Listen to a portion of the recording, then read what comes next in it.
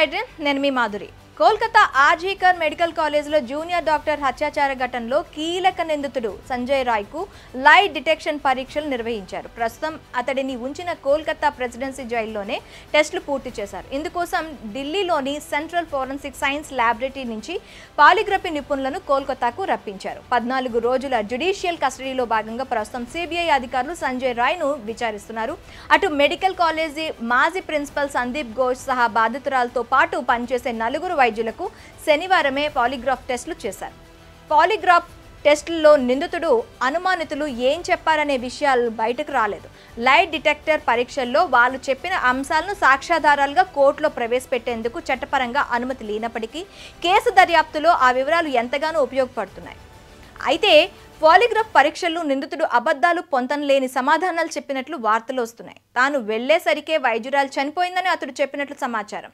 ఈ మేరకు విశ్వసనీయ వర్గాలను ఊటంకిస్తూ పలు ఆంగ్ల మీడియా కథనాలు వెల్లడించాయి. ఆర్జీకర్ మెడికల్ కాలేజ్ మాజీ ప్రిన్సిపల్గా ఉండగా సందీప్ ఘోష్ అక్రమాలకు పాల్పడ్డారన్న ఆరోపణల నేపథ్యంలో సిబిఐ దర్యాప్తు కొనసాగుతుంది. సందీప్ ఇల్లు, కార్యాలయాల్లో సిబిఐ అధికారులు ఆకస్మిక సోదాలు చేపట్టారు. ఉదయమే కేంద్ర బలగాలతో సందీప్ ఘోష్ ఇంటికి వెళ్లిన అధికారులు డోర్లు తెరవకపోవడంతో వారు చాలాసేపు వేచి చూడాల్సి వచ్చింది. మాజీ medical superintendent vice principal Sanjay Vashisht, మరో ప్రొఫెసర్ సహా మరో 12 మందికి చెందిన ఇల్లు, కార్యాలయాలను సిబిఐ అధికారులు తనిఖీ చేశారు. వీరితో పాటు ఆసుపత్రికి ఔషధాలు, ఇతర ఉపకరణాలు సరఫరా చేసే వారి కార్యాలయాల్లోనూ తనిఖీలు కొనసాగుతున్నాయి.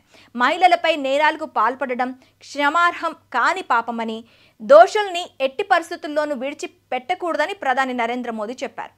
మాతృమూర్తులు, సోదరీమణులు, కుమార్తెల భద్రతే దేశ తొలి ప్రాధాన్యమన్నారు. మహారాష్ట్రలోని జాల్గావ్లో లఖ్పతి దీదీ సమ్మేళనంలో పాల్గొన్న ఆయన దేశంలో జరుగుతున్న దారుణాలపై అసహనం వ్యక్తం చేశారు. కోల్కతా, బద్లాపూర్లో ఇటీవల జరిగిన ఘోరాల నేపథ్యంలో మహిళల భద్రతను ప్రధానంగా ప్రస్తావించారు. మహిళల బాధను తాను అర్థం చేసుకోగలనని, దోషుల్ని వదిలిపెట్టొద్దని ప్రతి రాష్ట్ర ప్రభుత్వానికి, రాజకీయ పార్టీకి చెప్తున్నారు. మహిళలపై నేరాలకు పాల్పడే వారికి సాయం చేసేవారిని విడిచిపెట్టకూడదన్నారు.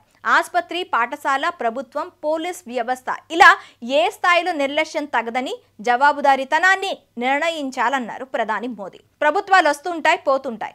మహిళల గౌరవాన్ని కాపాడడం సమాజంగా, ప్రభుత్వంగా మనందరిపై ఉన్న పెద్ద బాధ్యత అన్నారు. మహిళలపై నేరాలకు పాల్పడే వారికి కఠినంగా శిక్ష పడేలా చేస్తాం.